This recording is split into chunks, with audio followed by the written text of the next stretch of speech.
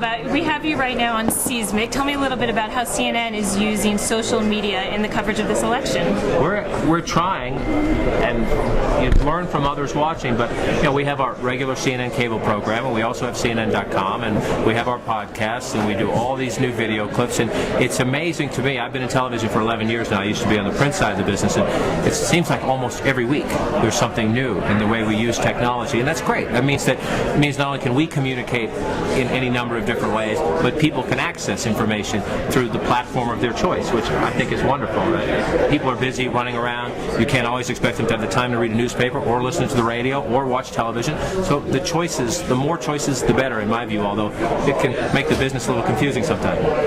So talking about all this new technology, I have to ask you, that magical touch screen of yours, how much time do you spend practicing? Not all that much, believe it or not. The way it's very intuitive, and the way you learn and the way you show things is to essentially ask yourself a question. I will say, can Barack Obama win without the Clinton voters in Southeast Ohio? Well, let's go look. And you just literally, it's very intuitive. If you want to see something, you reach for it on the map and you move things around, and you go and you find it. And we have layers and layers of historical data. I can take you to a Google Map function if it makes sense. If you want to go see what that place looks like. We have past presidential elections. You can surf the internet if you want. We could even, if we wanted to, attach a camera to it and do something just like we're doing here. It's an amazing piece of technology, and the more comfortable I get with it and the more we learn about its capabilities, we keep adding more. It's actually great.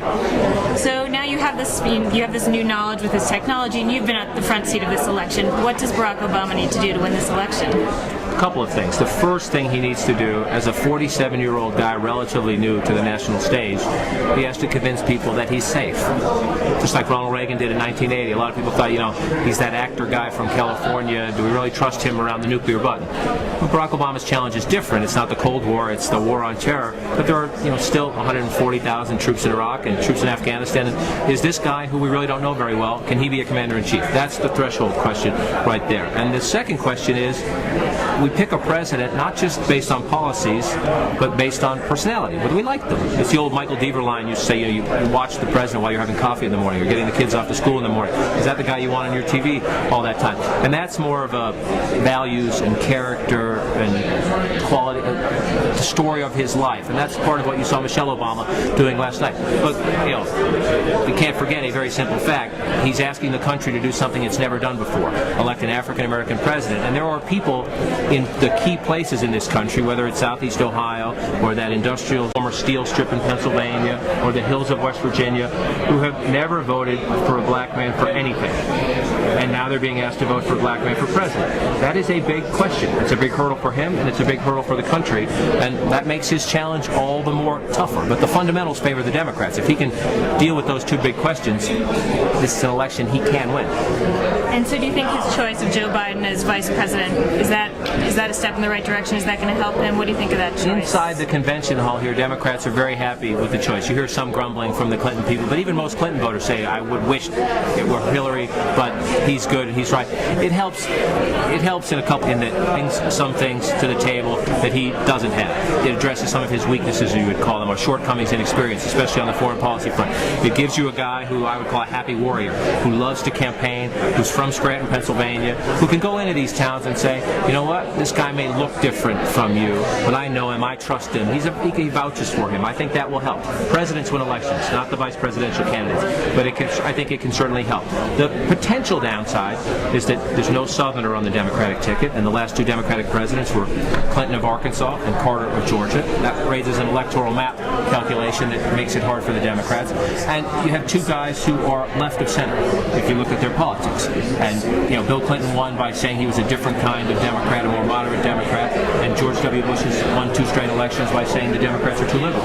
So it's a bold choice in the sense that it did not change the ideological balance of the ticket. These are two guys who are left of center. But it's a good fit for Obama in terms of the personal story he wants to tell, and it's a very good fit for Obama in terms of the energy level and the passion Biden brings to campaigning.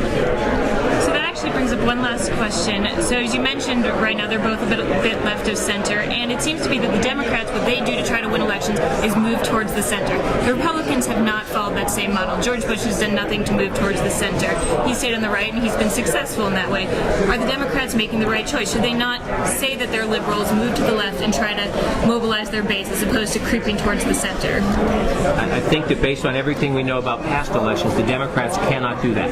They cannot get to 50+1 by doing that. Now, we have Ralph Nader and Bob Barr on the ballot this time. I don't think they're going to have a huge impact, but a state or two could swing because of them. Georgia, I think, is in play for the Democrats because of Bob Barr being there. But the math, it's easier to look at, to envision, to accomplish math on the Republican side, because in an electoral map context, getting to 270 electoral votes, the Cole Rove strategy, if you want to call it that, got you Ohio, got you Colorado, just barely, but it did in those past elections. That's a fascinating question this time around, because McCain is going to run a different campaign. He's going to try to run the more traditional reach for the independents and reach for the middle, possibly, some would say probably, at the expense of some of those Christian conservative votes that made George W. Bush president. So this is a fascinating year. Two compelling guys. They're different kinds of politicians, and they're running different style campaigns than we have seen in the past few cycles. So we're all going to learn a lot. Plus, add in all the changing demographics of the country, the Latino vote, the shifting population into the Sun Belt states. This is going to be an adventure. We're all going to learn a lot in the next 9 weeks. Well, thank you so much for speaking with us today. Again, John King with CNN. Thank you. Absolutely. My pleasure. Thank you.